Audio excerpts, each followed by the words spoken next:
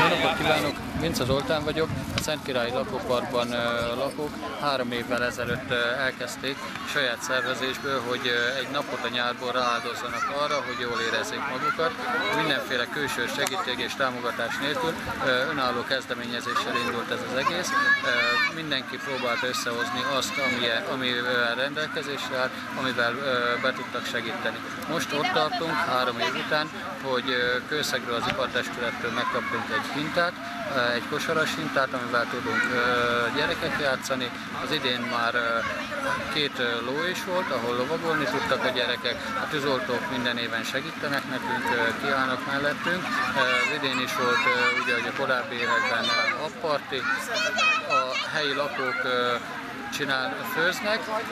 Itt este az idei évben zene nélkül, előző években zenével kísérve volt egy egyszerű kis rendezvényünk.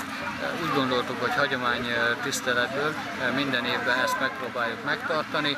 Ahogy említettem, külső támogatásunk nincs ehhez, teljesen saját kezdeményezésből önköltséges alapon csináljuk.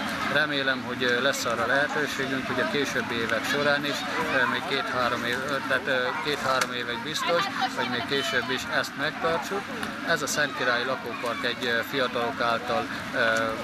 fiatal gyerekesek által lakott terület. Ide mindenki azért költözik, hogy a gyerekei jól érezzék magukat, ez idáig sikerült is.